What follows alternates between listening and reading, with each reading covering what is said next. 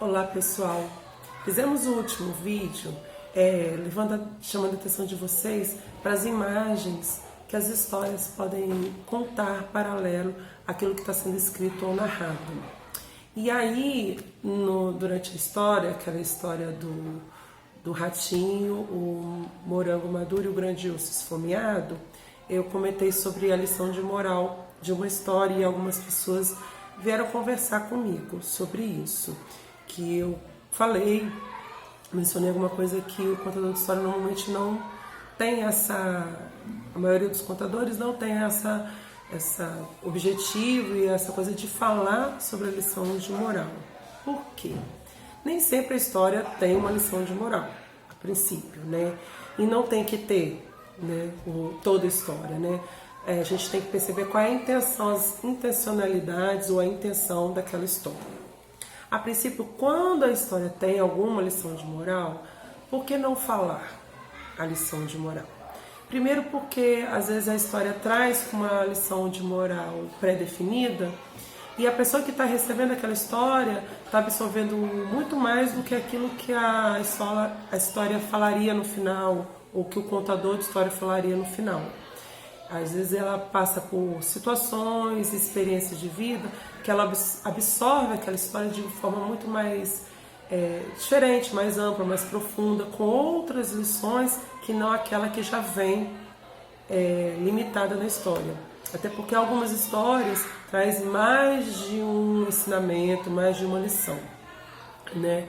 A princípio é esse o motivo. Outro que você, falando a lição de moral, você desenhando isso, você está subestimando a sua audiência, a maneira que ela tem de compreensão daquela história, a forma que ela vai compreender o olhar dela para aquela história. Então não é legal, né? Você está definindo isso. E como eu disse antes, nem toda história tem lição de moral. Aí a gente tem que perceber a intenção ou as intenções daquela história, daquele autor, daquela narrativa. E aí, percebendo essas intenções, você vai variar as suas percepções. Às vezes uma história está lidando com um tipo de emoção, vários tipos de emoções, na verdade, as histórias estão trabalhando ali. A conquista, a perda, a separação, o afeto. Então, assim, tem que estar sensível a essas percepções, né? Às vezes a intenção é identidade cultural, né? A tradição oral, os contos, principalmente as lendas trazem muito isso, carregam muito isso da questão da identidade cultural daquela região, daquela comunidade, daquele povo. E ali você percebe então como se dá as relações, como que eles olham, né? O olhar deles para o mundo, né? A percepção de mundo deles, através da história, da lenda, do conto, daquela comunidade ali. Então, nesse sentido, você não vai ter uma lição de moral pré-definida, mas você vai estar percebendo ali questões culturais, históricas, naquela linguagem, naquela oralidade, naquelas histórias, né? E aí a gente trouxe, então, como prometido, uma outra história que vai ter um olhar para a questão da história da imagem, como foi feito na outra história, do ratinho e do grande urso esfomeado, a gente vai fazer com esse livro aqui também, ó, 10 sacizinhos de Tatiana Bellick. Os 10 sacizinhos de Tatiana Bellick foi ilustrado pelo Roberto Wengantz, acho que fala assim. E aí o que acontece? Eu não vou narrar. Aí você tem a narrativa dos 10 sacizinhos, né, que começa com 10, e aí sempre um some, né? Um ficou parado e ficou imóvel. Era uma vez 8 sacizinhos comeram biscoito, um biscoito estava estragado e ficou 8. E aí vai diminuindo, 9, né? E vai para o 8. Aí de 8 vai para 7, aí vai diminuindo. E aí essa narrativa se dá o tempo todo. De 7 virou 6, de 6 virou 5, aí aqui, né, na praia, depois no teatro, eram 4, um pegou fogo, eram 5, pegou fogo, ficou 4. E aí vai diminuindo o sacizinho. No final da história, aparece aqui, que a gente chama de Cuca, mas ela só aparece aqui, indo para o circo. E aí, no circo, ela pega a cartola do mágico e traz essa cisada toda de volta. E aí você se questiona, ué, mas essa Cuca apareceu da onde? Caiu de paraquedas aqui nessa história, por quê? E aí, com essa pergunta, são 10 sacizinhos outra vez.